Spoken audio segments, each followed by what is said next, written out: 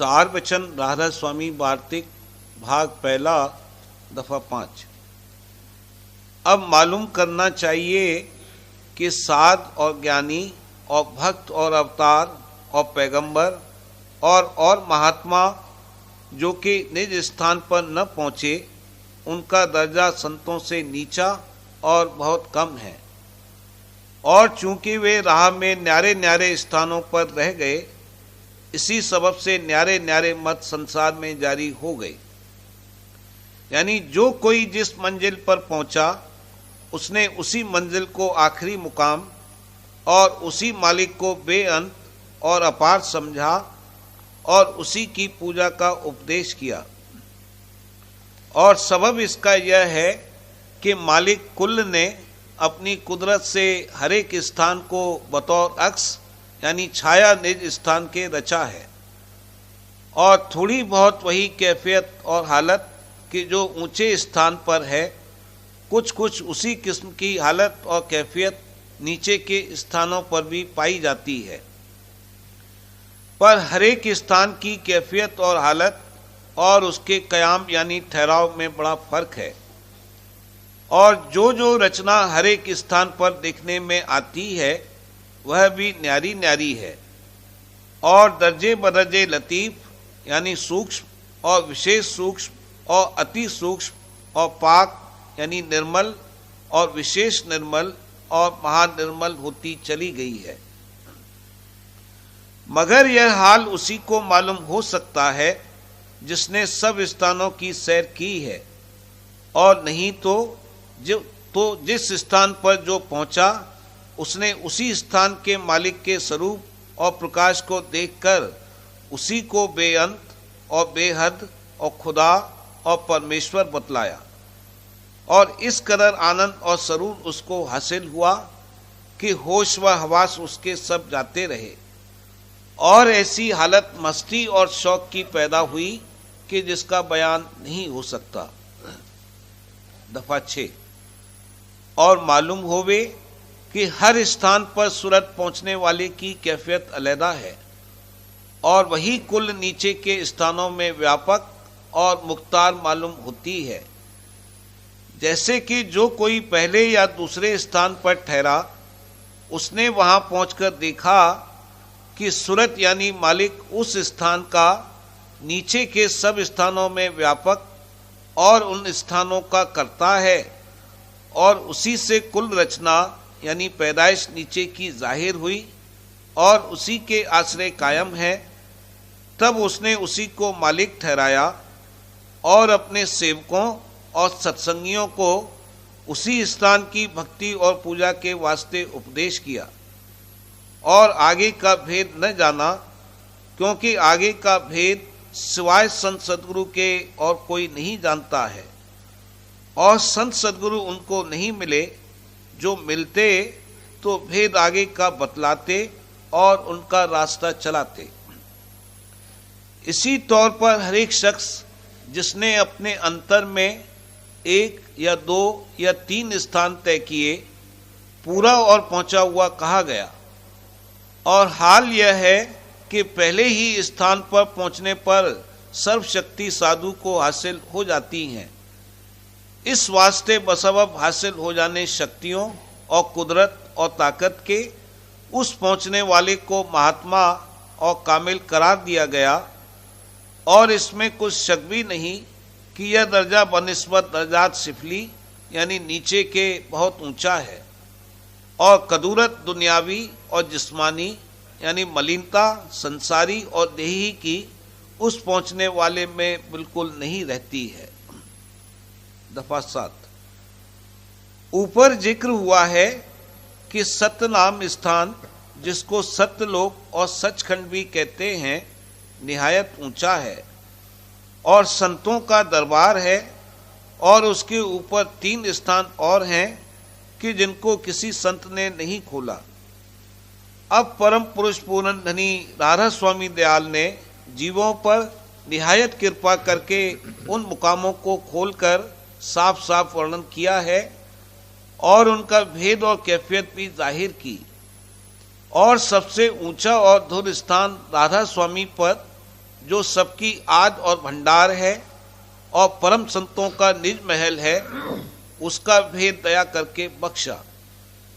इसी स्थान से शुरू में सूरत उतरी थी और इसके नीचे जितने स्थान हैं वे सब सूरत के उतार के हैं।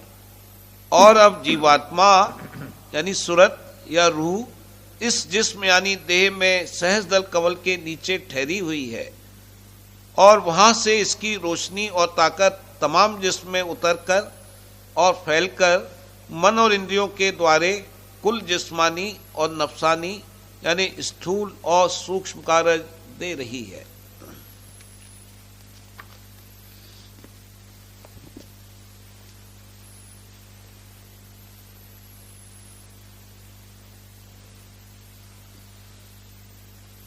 बचन बाबूजी महाराज भाग तीसरा बचन 17वां आगरा 17 अप्रैल 1938। भेंट। परिपूर्ण अवस्था में इरादा करके या सोच विचार कर कोई काम करने की जरूरत नहीं होती। हम लोग संकल्प विकल्प उठाते हैं और सोच विचार कर सब काम करते हैं। इसकी वजह यह है कि हमको परिपूर्ण शक्ति, चैतन्यता, ज्ञान, आनंद और रस प्राप्त नहीं है। दूसरे, इस देश में बराबर रद्दोबदल हो रही है। किस वक्त किस चीज में क्या रद्दोबदल हो जाएगी और उसकी क्या कैफियत होगी, इसका कुछ ज्ञान है मगर वो पूर्ण ज्ञान नहीं है। इसलिए हमको हर एक काम सोच विचार कर करना पड़ता है। हमारे पास चैतन्यता की पूंजी बहुत कम है, जिससे हर वक्त कल्पना करनी पड़ती है कि हम कौन काम करें जिससे हमको सुख और रस मिले। पर पशु चोले में उतरकर और भी कम चैतन्यता रह गई है। मनुष्य बुद्धि से समझ बूझ और सोच विचार कर काम करता है, मगर पशु में बुद्धि भी नहीं है। पशु के सब काम मशीन के तौर पर होते हैं। वो इंस्टिंक्टिवली यानी खवासी तौर पर काम करता है। जिस चोले में उतरकर आया है उसमें क्या क्या काम करना पड़ेगा और किन किन चीजों की जरूरत होगी, उन सब के मुतालिक उसमें शक्ति भर दी गई है और वो आप ही आप बिना सोच विचार के काम किए जाता है। मसलन कई जानवरों को तैरना सिखाने की जरूरत नहीं है, खुद ब खुद तैरने लगते हैं। जैसे घड़ी में चाबी भरने पर वो एक मुकर्ररा वक्त तक चला करती है, उसी तरह से पशु जून में आप ही आप इंस्टिंक्टिवली सब काम होते हैं। इंसान के चोले में आकर बहुत ऊंचे दर्जे का इंस्टिंक्ट यानी खवास है और वो रीजन यानी निर्णय शक्ति, अकल और बुद्धि से काम करता है। ज्यों ज्यों ऊपर जावेंगे चैतन्यता बढ़ती जाएगी, त्यों त्यों ही आला दर्जे की अकल और बुद्धि जागती जाएगी, जो अनुभव रूप है। होते होते जहां परिपूर्ण अवस्था है वहां यानी मालिक कुल्ल को सोच विचार की जरूरत नहीं है। उसको सर्व ज्ञान, सर्व आनंद, सर्व रस, सर्व शक्ति, सर्व चैतन्यता स्वाभाविक और स्वयं रूप में प्राप्त है। उसके लिए भूत, भविष्य और वर्तमान सब समान हैं। न वहां वक्त है और न वहां वसत है, वो इनसे रहित है। ये रचना के पूर्व की अवस्था है। वो अपने में आप समाया हुआ और मगन है। इसी को प्रेम कहते हैं। अपने अंतर में आकर्षित होना और अपने आप में समाना, इसका नाम प्रेम है। प्रेम ही सबका मूल है। प्रेम ही में सत्यता, चैतन्यता, आनंद, हर्ष और रस है। मालिक कुल चैतन्यता और प्रेम का समूह है, यानी वहां केवल शक्ति ही शक्ति है और परिपूर्ण है। शक्ति जिस चीज पर एक्ट यानी असर करती है वो चीज नहीं है। महज शक्ति यानी चैतन्य ही चैतन्य है। वो निज अडोल, अबोल, अनंत और अपार है। उसमें से धार निकलकर जो रचना हुई वो मध्य देश है, जिसको ब्रह्मांड कहते हैं। जहां से जड़ता चैतन्य पर गालिब हुई वो पिंड देश सबसे नीचे का हिस्सा है। इस प्रकार 3 बड़े देश हैं। जड़ता यानी मादा कोई अलग चीज नहीं है, चैतन्यता की कमी ही का नाम जड़ता और मादा है। जिस कदर चैतन्यता की कमी होती जाती है उसी कदर स्थूलता और ठोसपने का अंग बढ़ता जाता है। चैतन्यता की कमी होने पर हमको क्या एहसास और ज्ञान होगा, उसको हम ठोस कहकर जाहिर करते हैं। रचना के पैंदे में इस कदर न्यून चैतन्य है कि वो उस देश और घाट के अनुसार चेष्टा नहीं कर सकता। वो सुकूत के आलम में पड़ा हुआ है। दूसरी ओर यानी चोटी और शीश भी सुकूत के आलम में है, मगर इसका कारण चैतन्यता की अत्यंतता है, जैसा कि ऊपर बयान किया जा चुका है। प्रथम ब्रह्म यानी काल को कल्पना हुई और फुरना उठी कि मैं क्या करूं। निर्मल चैतन्य देश का वो रस नहीं ले सका, क्योंकि उसमें उस कदर समूह बनाने की शक्ति नहीं थी, कमी थी। इसलिए उसने सोचा कि रस प्राप्त करने के लिए मैं अलग रचना करूं। वो ब्रह्म सृष्टि है, कल्पित रचना है, फानी और नाशमान है। कल्पित इसलिए कि ब्रह्म को इच्छा हुई कि मैं एक हूं, अनेक हो जाऊं, तब उसने सब पसारा किया। कमी चैतन्यता की वजह से सोच विचार होता है, और सोच विचार का होना और फुरना का उठना नीचे उतारने और नीचे लाने का कारण है। अगर कम चैतन्यता है और ऊंचे घाट पर रस नहीं ले सकता, तो वो खुद ब खुद नीचे उतरेगा और सोच विचार करेगा कि रस प्राप्त करने के लिए मैं कोई काम करूं। यही मन है। जब कल्पना उठी तो धार नीचे उतरी और मन आपा धारण किया। फिर उस इच्छा को पूरी करने के लिए जरिया और औजार चाहिए। तब तन में धार उतरी। फिर बाहर की चीजों वस्तुओं में धार भेजी, क्योंकि केवल तन धारण करने ही से तो रस नहीं मिल सकता। तन और इंद्रियां तो औजार हैं। तन में दृष्टि की इंद्री आंख बनी और वहां धार भी गई, मगर उससे दृष्टि का रस तो नहीं मिल सकता। जब कोई चीज मसलन गुलाब का फूल या मनोहर रूप देखे, तब तो दृष्टि का रस मिलेगा। रसना इंद्री पर धार आने से रस नहीं मिल सकता। जब कोई खाने की चीज का उससे जोग हो, तब खाने का रस और मजा आवेगा। इसी तरह से मन और तन में धार उतरने से ही रस नहीं मिलेगा। बाहर की चीजों से संबंध करने और उनमें धार भेजने से रस मिलेगा। मन पद है, तन और इंद्रियां औजार हैं, भोग की वस्तुएं पदार्थ हैं। पदार्थ को धन कहते हैं। धन से मतलब सिर्फ रुपए पैसे से ही नहीं है, बल्कि भोग के कुल सामान धन में आ गए। इस प्रकार मन, तन और धन में धार उतर आई और ये उनमें फंस गया। अपनी पूंजी मन, तन और धन में लगा दी, कंगाल हो गया। एक मानी में इसने अपने को बेच दिया, बड़ी नजिस हालत में पहुंच गया। मालिक से बहुत दूर हो गया, मालिक को भूल गया। मन अभिमान करके मन रूप, तन अभिमान करके तन रूप और धन अभिमान करके धन रूप हो गया। शरीर आनंद की चाह उठाकर शरीर में आया था, मगर वो भी नहीं मिलता। शरीर आनंद के ऊपर जीव आत्मानंद है, फिर आत्मानंद है, ब्रह्मानंद है। संत फरमाते हैं कि गो ब्रह्मानंद बड़ी भारी चीज है, मगर वो भी कल्पित और नाशमान है, जैसा कि ऊपर कहा गया है।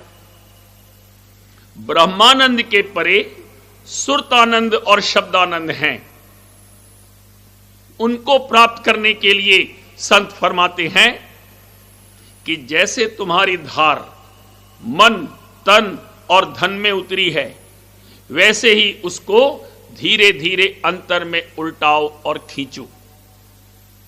मन का आपा जो तुमने धारण किया है उसको त्यागो, तन जिसमें तुम्हारी धार उतरी है उसको भी परित्याग करो, और भोग विलास के पदार्थों में से भी अपनी धार और तवज्जह को निकालो और खींचो। ये संतों का उपदेश है। इसको वही शख्स मानेगा जिसको ये समझ आई होगी कि मन, तन और धन, इन तीनों ने हमारा सत्यानाश कर दिया है। यही जन्म नहीं बल्कि जितने जन्म हमने यहां धारण किए सब बेकार गए और बर्बाद किए, क्योंकि हमारी असली आस यानी सूरत की इच्छा नहीं पूरी हुई।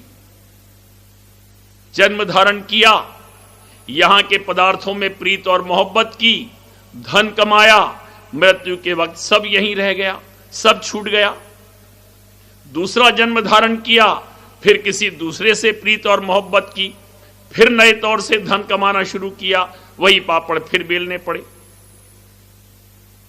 यहां के पदार्थों में सुख ढूंढते हैं मगर नहीं मिलता, मिलता है तो बहुत कम और बहुत कम देर के लिए, फिर दुख भोगना पड़ता है। कभी रोग, कभी सोग, कभी भय और कभी चिंता सताती है। कुछ नहीं है मगर ख्वाम-ख्वाह भय और चिंता हो रही है, जान सूखी जा रही है। मतलब यह है कि सदा त्रियताप लगे रहते हैं। हमारा सबसे भारी दुश्मन मन है। यह हमसे गुलामी और बिगाड़ कराता है। यह कल्पना और फुरना उठाता है और उसके मुआफिक हमसे काम कराता है। यही हमको फंसाता है। मन काल की अंश है, खुद काल है। तन हमारे लिए जेलखाना और पिंजरा है। जैसे जानवरों को फंसाने के लिए दाना डाला जाता है, उसी तरह से धन हमको फंसाने के लिए दाना है। जब अपनी ऐसी नजिस और नाकिस हालत मालूम हो, तब संतों का उपदेश सुनेगा और मानेगा, वरना संतों का उपदेश कोई नहीं मानेगा। संतों ने फरमाया कि तन, मन और धन को त्याग करना तो बड़ा मुश्किल है। पहले कम से कम इनसे तुम्हारा चित्त तो उदास होना चाहिए। अगर इनसे चित्त उदास नहीं हुआ तो फिर कुछ नहीं हो सकता है। जिनको इस संसार का नशा चढ़ा हुआ है और उसमें गर्क हैं, उनके लिए संतों का उपदेश नहीं है।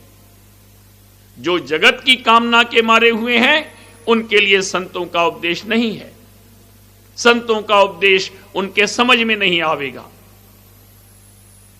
संत मत के अनुसार परमार्थी के लक्षण नीचे की कड़ियों में बयान किए गए हैं। विषयन से जो होए उदासा, परमार्थ की जा मन आसा, धन संतान प्रीत नहीं जाके, जगत पदार्थ चाह न ताके, तन इंद्री आशक्त न होई, नींद भूख आलस जिन खोई, विरह बाण जिन हृदय लागा, खोजत फिरे साध गुरु जागा, भेख धार पाखंडी होई, साधु जान करे हित सोई, ऐसी करनी जाकी देखें, आप आए सदगुरु तिस मिले। ये सदगुरु को क्या खोजेगा, वो आप आकर इसको मिलेंगे। ये उनको खोजने नहीं गया, बल्कि वो आप यहां आए और अधिकारी परमार्थियों का उद्धार करके निज धाम में ले गए और ले जावेंगे। अधिकारी हंस जीव हैं, बाकी काक जीवों पर बीजा डाल गए और डाल जावेंगे कि कभी उनका भी नंबर आवे।